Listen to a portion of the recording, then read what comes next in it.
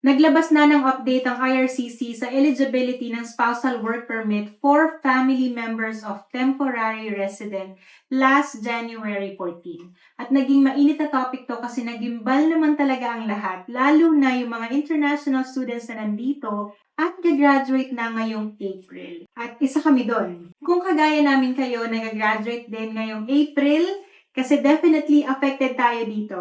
Kaya samahan nyo ko until the end of this video at himay-himayin natin yung mga pagbabago sa spousal open work permit. Para naman mabigyang linaw yung tanong sa mga isip natin kung ano na bang mangyayari sa permit ng mga pamilya natin. Sabi ng Government of Canada, effective January 21, 2025, only spouses of certain international students and foreign workers will be able to apply for a family OWP. Nako, sino-sino ba tong mga to? Isa-isahin natin. Kung ikaw ay international student, currently naka-enroll ka sa school, right? Hindi pa to PGWP ha. We are just talking about your status right now as a study permit holder. Tapos wala pa dito yung pamilya mo at gusto mo silang kunin. Then, ang requirement sa'yo para may apply mo ng open work permit yung asawa mo or yung common law partner mo ay dapat naka-enroll ka sa master's program na 16 months or longer ang duration of your studies. O kaya doctoral programs or select professional and eligible programs. So, ano-ano tong mga selected programs na sinasabi nila? Ito yon. Yan, yung nasa screen nyo. So, i-pause nyo na lang yung video na to para mabasa nyo din siya. At ilalagay ko rin ang link niyan sa description box below. So, again, if your current status ay international student, so, nag-aaral ka pa lang, wala pa dito yung family mo at gusto mo silang i-apply ng permit, then dapat naka-enroll ka sa isa sa mga program na nakalista dyan. Kung wala dyan yung program mo, then ibig sabihin, hindi qualified yung spouse mo na mabigyan ng open work permit. Sunod naman dito yung mga spouses of foreign workers. So, foreign workers, kasama na dito yung mga international student na gagraduate ngayong April at mag-a-apply ng PGWP. Yan, kasama kami dito sa affected ng policy update na to. So, ang sabi, para mabigyan ng work permit yung spouse mo, dapat ikaw as the main applicant, ikaw na mag-a-apply ng PGWP ay employed sa Tier 0 or 1 occupation or select 2 or 3 occupations. So, yung tier na sinasabi dyan ay yung job category sa context ng Canadian labor market. Yung tier level nagko-correspond yan sa type o kaya amount of training, education, experience, and responsibility required para makapagtrabaho dun sa job category na yon. So, merong 6 na tier categories ang Canada. Tier 0, 1, 2, 3, 4, and 5. Tier 0 and 1, yan yung mga highly skilled. Sila yung mga nasa management position at usually yung role nila ay nagre-require ng university degree. Tier 2 naman, completion ng education from a college or yung mga 2 or 3-year diploma courses yung requirement. At pag nasa Tier 3 ka, less than 2 years of post-secondary education program ang required sa'yo.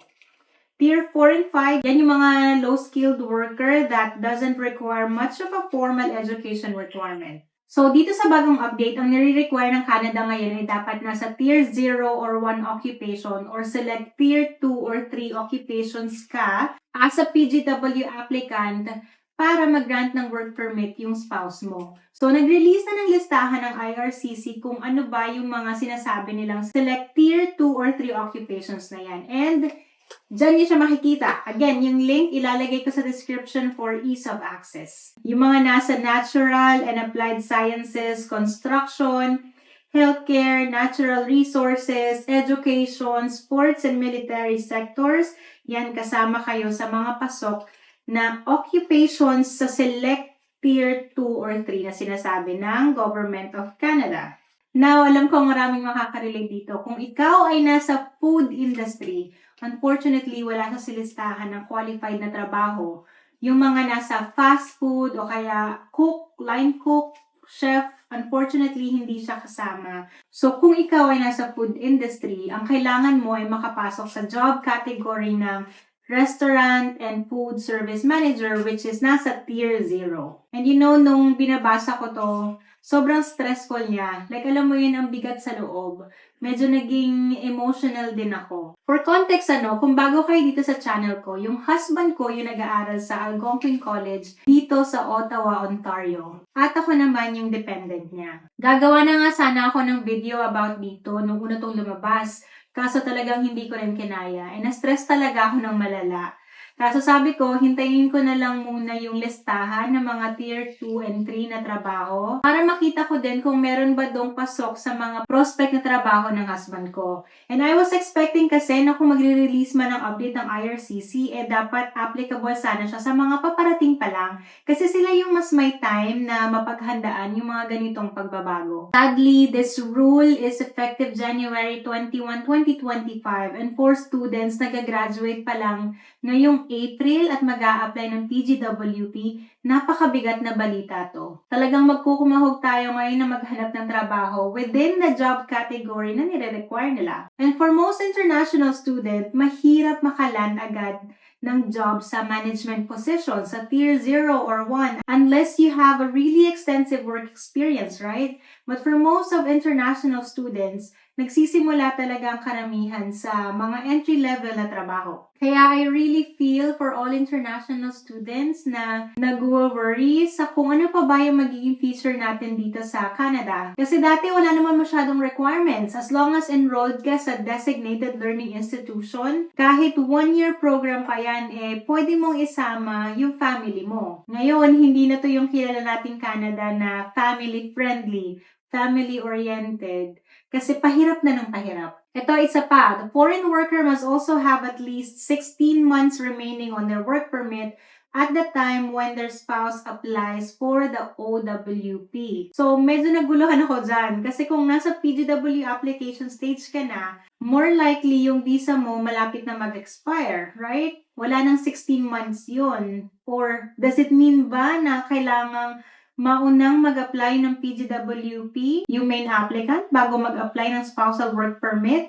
Like, ano sinasabi niyo dito? Hindi ko siya gaanong gets. Kasi nga, ang iniisip ko parate, yung mga nandito na kasama yung mga pamilya nila. Kagaya ng case namin. Pero so far, sa mga nabasa ko, it doesn't necessarily mean na kailangang magkaroon ka muna ng approved status ng PGWP bago mo ma-apply ng work permit yung asawa mo. Ang nabasa ko is that pwede mo pa ding pagsabayin yung application mo for PGWP at yung sa open work permit ng spouse mo. Kasi technically, unang na-aprobahan yung PGW application. Which makes sense kasi nga, dependent sa'yo yung SOWP mo, right? So, pag nabigyan ka na ng PGWP, let's say nag-grant ka ng 3 years PGWP, ibig sabihin nun, yung work permit mo as PGWP holder ay valid na for more than 16 months. Now, kung 1 year PGWP lang ang mag-grant sa'yo, then that's a different story dahil less than 16 months ang work permit mo kapag ka 1 year PGWP lang. Ibig sabihin, hindi qualified ang asawa mo or common law partner mo sa spousal work permit. But yan yung pagkakaintindi ko dyan ha. So please, if you have different thoughts on that, let me know sa comment section para ma-enlighten din yung mga nasa kagaya ng situation namin. Ito ay dagdag ko lang ha. So kung ikaw naman yung spouse or common law partner ng PGWP applicant, ang requirement sa'yo is that you have to provide proof of your relationship to the principal applicant. And that the principal applicant can or will be legally authorized to work in Canada, that the principal applicant can work in Canada for at least 16 months after we receive the open work permit application, and that the principal applicant is or will be working in an occupation in the tier category 0, 1, or in certain occupations in tier category 2 or 3. Ang keyword dito is that the principal applicant, yung PGWP applicant, is or will be working in an occupation in the tier category requirement. So, hindi mo kailangan mag-provide ng pay stub na nagtatrabaho ka na doon sa job category na yun. That job offer would be enough as document na you will be working in that said occupation. Now, if hindi mo ma-meet yung mga requirements na yan para mabigyan ng work permit yung asawa mo or common law partner mo, then ang nakikita kong option is mag-apply yung spouse ng tourist visa. Kaso, hindi siya makakapagtrabaho. Pangalawa, yung spouse naman ang mag-aaral para magkaroon siya ng valid stay dito as a study permit holder. Kaso, mahal ang tuition. So, kaya pa ba ng budget kung yung isa naman yung mag-aaral? Pangatlo, umuwi na lang muna. Like, hintayin na lang na ma-PR yung primary applicant at saka na lang sila sumunod. And masakit man sa loob, pero we have to face the reality. Next is itong mga dependent children na sinasabing no longer eligible. Ang pagkakaintindi ko ulit dito ay dependent children na naka-open work permit. Kung yung anak nyo ay nasa working age na, dati yata pwede silang ma-issuehan din ng open work permit. Pero ngayon, hindi na. Pwede silang mag-tourist visa o kaya mag-apply din sila ng study permit nila kung gusto nyo silang maisama dito sa Canada. If yung anak niyo naman ay minor, maliliit pa, kagaya ko yung anak ko, 6 years old, so pwede mo pa din sila isama. I-declare mo pa rin sila as dependent at makakasama mo pa rin sila dito. So, how do you guys feel about this? Sigurado ako marami talagang makaka-relate. Ang dami ding nagtatanong sa akin, nag-aalala kasi nga biglaan eh. Like alam mo yon, excited ka kasi final term mo na, finally gagraduate ka na, finally tapos na yung tuition fee, tapos bigla namang nag-release ng ganyang update. Although, ngayon naman medyo nakampante na ako kasi yung mga job prospect ng husband ko pasok naman sa tier category requirement. Laking pasalamat na lang din talaga namin kasi somewhat pumapabor ba sa amin yung tadhana, ano? But keep in mind guys, itong mga sinasabi ko dito is just only based on my experience and my understanding ha.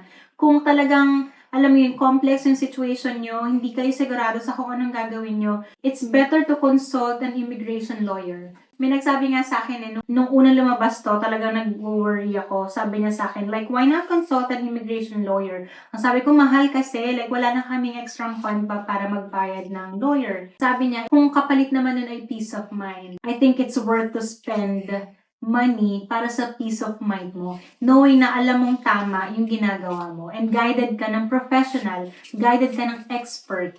Kung talagang hindi nyo alam kung ano yung gagawin nyo at this point, wag mo na kayong mawala ng pag-asa. If you can, please consult an immigration lawyer para lang din ma-educate kayo sa kung ano ba talaga yung dapat nyong gawin according sa situation nyo. Grabe, no? Kakasimula pa lang ng taon, January pa lang, pero ang dami ng pasabog. Kamusta kayo? Sa mga international students dyan, laban lang, malalagpasan din natin to. Check out these other videos to learn more about the other immigration updates. And please subscribe to my YouTube channel. That would really mean a lot to me. This is Yanni. See you again. Bye!